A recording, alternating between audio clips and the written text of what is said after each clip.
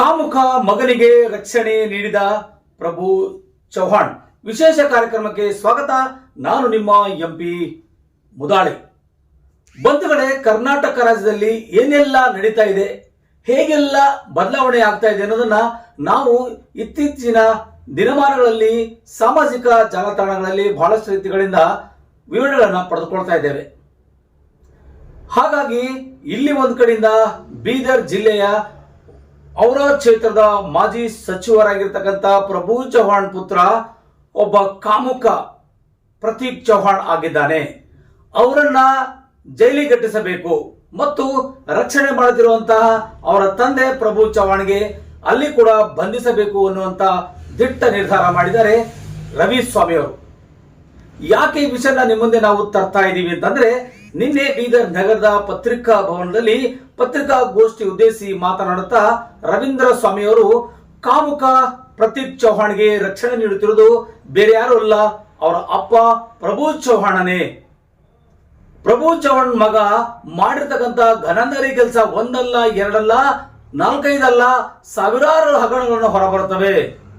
ಈಗಾಗಲೇ ಮಹಿಳೆಯರಿಗೆ ಮೋಸ ಮಾಡುವಲ್ಲಿ, ಮಹಿಳೆಯರ ಮೇಲೆ ಅತ್ಯಾಚಾರ ಎಸಗುವಲ್ಲಿ ಪ್ರತೀಕ್ ಚೌಹಾಣ್ ಮತ್ತು ಪ್ರಭು ಚೌಹಾಣ್ನ ಕೈವಾಡ ಸಂಪೂರ್ಣವಾಗಿದೆ ಎನ್ನುವುದಕ್ಕೆ ಪ್ರಬಲವಾದಂತಹ ಸಾಕ್ಷಿ ಕೂಡ ಇಲ್ಲಿ ನಮಗೆ ದೊರಕಿದ್ದಾವೆ.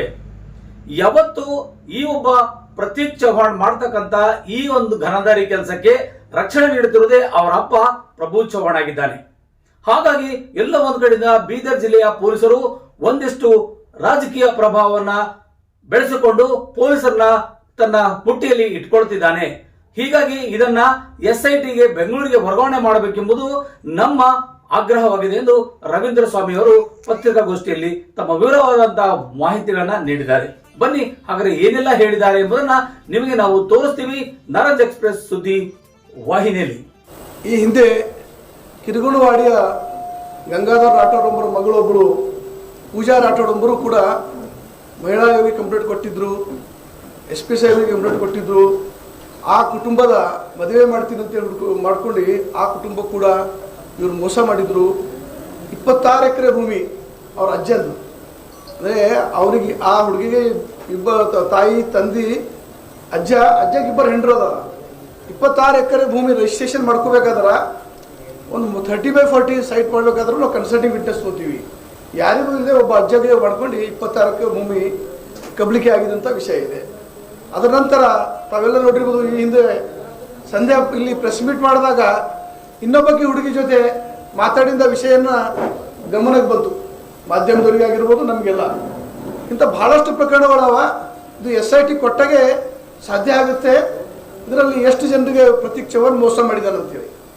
ಎರಡನೇದು, ಪ್ರಭು ಚೌಹಾಣ್ ಇಷ್ಟು ಪ್ರಭಾವಿ ಆದಾರಂದ್ರೆ 5ನೇ ತಾರೀಕು ಅವ್ರ ಮನೆಗೆ, 6ನೇ ತಾರೀಕು ಅವ್ರ ಬರ್ಡೇ ಇತ್ತು, 5ನೇ ತಾರೀಕಿಗೆ ಇವ್ರ ಕುಟುಂಬಸ್ಥರು ಅವ್ರ ಮನೆಗೆ ಹೋಗಿ ಒಂದು ಬರ್ಡೇ ವಿಶ್ ಮಾಡಬೇಕು, ಈ ವಿಷಯದಲ್ಲಿ ಮಾತಾಡಬೇಕು ಅಂತೇಳಿ ಹೋದಾಗ ಅವರು ಅವ್ರ ಮೇಲೆ ಹಲ್ಲೆ ಮಾಡಿರ್ತಾರ. ಅವ್ರ ಮನೆಯಲ್ಲೇ CC ಕ್ಯಾಮ್ರಾ ಇದೆ, ಅವ್ರದೇ ಅಂಗರಕ್ಷಕರು ಇರ್ತಾರ. ಹಲ್ಲೆ ಆದಾಗ ಆ ವಿಷಯ ಅಲ್ಲಿಗೆ ಅವತ್ತಿನ ಸಬ್ಜೆಕ್ಟ್ ಕ್ಲೋಸ್ ಆಗಿರ್ತದ. ಅವರಿಗೆ ಹುಡುಗಿ ಮನೆಯವರಿಗೆ ಯಾವುದೇ ಥರ ಸಪೋರ್ಟ್ ಇರೋಂಗಿಲ್ಲ.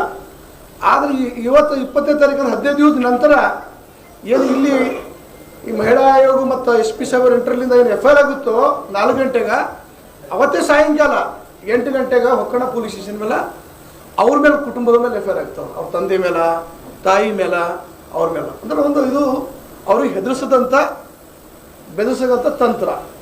ಅದ್ರ ಜೊತೆ ಆರೋಪ ಬಂದದ ಮಗನ ಮೇಲೆ ತಂದೆ ಬಂದು ಪ್ರೆಸ್ ಮೀಟ್ ಮಾಡ್ತಾರೆ.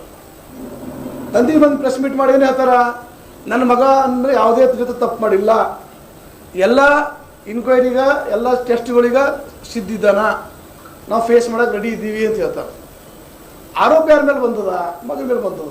ಸರಿ, ತಂದೆಯವ್ರು ಹೇಳ್ಯಾರ, ಈ ಶಾಸಕರಾಗಿ ನಮ್ಮ ದೇಶದ ಸಂವಿಧಾನ ಕಾನೂನಿಗೆ ರಕ್ಷಣೆ ಕೊಡುವಂಥ ಕೆಲಸ ಅವ್ರದ್ದದ, ಅವರೇ ಕಾನೂನು ಹೆಜ್ಜೆ ಹರಿಸ್ತಾರೆ ಅಂದ್ರೆ ಏನು ಅರ್ಥ? ಹಾಗಾದ್ರೆ ಅವರು ಆರೋಪ ಬಂದದ ಮಗನ ಮೇಲೆ, ಮಗನಿಗೆ ಕರ್ಕೊಂಡು ಬಂದು ಮಗ ಹೇಳಬೇಕಿತ್ತು, ನಾನು ಮಾಡಿ ಸತ್ಯ ಅದ, ಹುಡುಗಿ ಆರೋಪ ಮಾಡೋದು ಸರಿ ಅದ, ನಿಜ ಅದ, ಏನದ ಅಂತೇಳಿ. ಅದಕ್ಕೆ ಬಿಟ್ಟು ತಂದೆ ಹೇಳ್ತಾರೆ. ದುರ್ದೈವ ಅದ ಅಂತ ಹೇಳ್ಕೋಬೇಕು ಅಥವಾ ನಿಮ್ಮ ಪತ್ರಕರ್ತ ಬಂದರೂ ನೆನಪೋಗೋದು ಗೊತ್ತಿಲ್ಲ. ಯಾರೋ ಒಬ್ಬರು ಅವನಿಗೆ ಕೇಳಿಲ್ಲ ಏನಂತ, ನಿನ್ನ ಮಗನ ಮೇಲೆ ಆರೋಪ ಅದ, ನೀನು ಯಾಕೆ ಬಂದಿದಪ್ಪ, ನಿನ್ನ ಮಗ ಎಲ್ಲಿ ಅಂತ. ಇವತ್ತಿಗೂ FIR ಆಗಿ ಇಷ್ಟು ದಿವಸ ಆಯಿತು, ಅವನು ಬೆಂಡಿಂಗ್ ನಿಂತ್ಕೊಂಡು. ನಿನ್ನೆ ನ್ಯಾಯಾಲಯದಲ್ಲಿ ಬೇಲ್ ರಿಜೆಕ್ಟ್ ಆಯಿತು. ಆರ್ಬೇಕಾದ್ರೆ ಅವರು ಅಡ್ವೊಕೇಟು ಏನು ಸ್ಟ್ಯಾಂಡ್ ತಗೋತಾರ, ಇಲ್ಲಿ ಬಹಿರಂಗವಾಗಿ ಹೇಳಿದ್ರು. ಅವರು ಹುಡುಗಿ ಚರಿತ್ರೆ ಮೇಲೆ ಕ್ವಶನ್ ಮಾಡಿದ್ರು ಪ್ರೆಸ್ ಮೀಟಲ್ಲಿ. ಅಲ್ಲಿ ಹೇಳ್ತಾರ, ನನ್ನ ಮಗನಿಗೆ ನೆನಪಿಸಲೇ ಮುಗಿದಿಲ್ಲ, ಆಗಿದೆ, ಅವರಿಬ್ಬರು ಜೊತೆಯಲ್ಲಿ ಓಡಾಡಿದಾರ, ಏನಾಗಿದೆ ನಿಜವಾದ ಏನು ಮುಖವಾಡ ಇದೆ, ಇದು ನಮ್ಮ ರಾಜ್ಯದ ಜನತೆ ಎದುರುಗಡೆ ಬರಬೇಕು ಎಂಬ ಉದ್ದೇಶದಿಂದ ನಾನು ನಿಮ್ಮ ಎದುರುಗಡೆ ಬಂದೀನಿ. ಸುಮಾರು ದಿವಸಗಳು ಕಳೆದರೂ FIR ಆದರೂ ಕೂಡ ಜಿಲ್ಲೆಯಲ್ಲಿ ಯಾವುದೋ ಒಂದು ಸಂಘಟನಾ, ಒಂದು ಪಕ್ಷ, ಒಂದು ಮಹಿಳಾ ಆಯೋಗ, DSS, ಕರ್ನಾಟಕ ಸಂಘಟನೆಗಳು ಯಾರೂ ಒಬ್ಬರು ಆವಾಜ್ ಎತ್ತಂಗಿಲ್ಲ, ಮಾತಾಡೋಂಗಿಲ್ಲ. ಯಾಕಂದ್ರೆ ಅವರ ತರದಲ್ಲಿ ಇಂಥದೊಂದು ಭಯದ ವಾತಾವರಣ ಮಾಡಿಕ್ಯಾರ. ಯಾರು ಆವಾಜ್ ಎತ್ತಾರೋ ಅವ್ರ ಮೇಲೆ ಸುಳ್ಳು ಆರೋಪ ಹಾಕೋದು, ಅವ್ರ ಮೇಲೆ ಸುಳ್ಳು ಕೇಸಸ್ ಹಾಕೋದು, ಹಾಕಿ ಅವರನ್ನು ಪರಿಶೀಲನೆ ಮಾಡಕತ್ತು. ಈ ಗೋಜಿಗೆ ಯಾರು ಹೋಗ್ಬೇಕಪ್ಪ, ಇಷ್ಟು ಪ್ರಭಾವಿ ವ್ಯಕ್ತಿಯನ್ನ ಇವನ್ನೆದುರಿಗೆ ಇವತ್ತು ನಾವು ಏನಾದರೂ ಮಾಡಿದ್ದೀವಿ ಅಂತ ನಾಳೆ ನಮ್ಗೆ ಸಮಸ್ಯೆ ಮಾಡ್ತಾನೆ ಅಂತೇಳಿ ಇದು ಉಳ್ಕೊಂಡವ್ರೆ. ಅದಕ್ಕೆ ನಾನು ನಿಮ್ಮ ಮುಖಾಂತರ ಅವರ ತಾಲೂಕಿನನ್ನು ಮಹಿಳೆಯರಿಗೆ ಹೇಳಕ್ಕಿರ್ತೀನಿ, ನಿಮ್ಮ ಅಣ್ಣಾಗಿ ಅಥವಾ ನಿಮ್ಮ ತಂದೆಯಾಗಿ, ನಿಮ್ಮ ಚಿಕ್ಕಪ್ಪ ದೊಡ್ಡಪ್ಪ ಆಗಿ ಇಂಥ ಎಷ್ಟು ಮಹಿಳೆಯರಿಗೆ ಅನ್ಯಾಯ ಆಗಿದೆಯೋ ನೀವು ಹೊರಗೆ ಬರ್ರಿ. ನಿಮ್ಮ ಜೊತೆ ಏಕತಾ ಫೌಂಡೇಶನ್ ನಿಂತದ, ನಾನು ಸದಾ ನಿಮ್ಮ ಜೊತೆ ಸಿದ್ಧಿದ್ದೀನಿ. ಇಲ್ಲಿ ಕೂತರೆಲ್ಲ ಅವರ ತಾಲೂಕದ ಪ್ರಮುಖರ. ನಾವು ಇದು ಈ ಭೂಮಿಯಲ್ಲಿ ಅನ್ಯಾಯ ಬರ್ದಾಶ್ ಮಾಡೋಂಗಿಲ್ಲ. ಅನ್ಯಾಯ ಯಾರು ಮಾಡ್ತಾರೋ ಅವನಕ್ಕಿಂತ ದೊಡ್ಡವರು ಅನ್ಯಾಯ ಸಹಿಸ್ತಾನೆ. ಹಾಗಾಗಿ ನಾವೆಲ್ಲರೂ ಒಟ್ಟಾಗಿ ಈ ಪ್ರಭು ಚವ್ಹಾಣ್ ತಂದೆ ಮಕ್ಕಳು ಏನು ಕೃತ್ಯ ಮಾಡ್ಯಾರ, ಇದರಲ್ಲಿ ನಿಜವಾದ ಆರೋಪಿ ಏನೋ ಬೆನ್ನಿಗೆ ಕುಮ್ಮಕ್ಕೆ ನಿಂತಾರ ಪ್ರತೀಕ್ ಚವ್ಹಾಣ್ ಅಲ್ಲ, ಪ್ರಭು ಚವ್ಹಾಣ್ ಅವರು. ಸರ್ಕಾರ ಸೋಮೋಟೋ ಆಗಿ ಪ್ರಭು ಚವ್ಹಾಣ್ ಅವ್ರದ್ದು ಹೆಸರು FIR ಸೇರಿಸ್ಕೋಬೇಕು, ಇನ್ಕ್ವೈರಿ ಮಾಡಬೇಕು. ಇವರು ಎಷ್ಟು ಮಂದಿದು ಭೂಮಿ ಕಬಳಿಕೆ ಮಾಡಿದಾರ, ಎಷ್ಟು ಮಂದಿ ನಮ್ಮಲ್ಲಿ ಅವರ ತಾಲೂಕದಾಗ ಈ ಥರ ಹುಡುಗಿಯರ ಮೇಲೆ ಅತ್ಯಾಚಾರ ಎಸೆದಿದೆ, ಇದು ಎಲ್ಲ SIT ಮಾತ್ರ ಹೊರಗೆ ಬರೋಕ್ಕೆ ಸಾಧ್ಯ.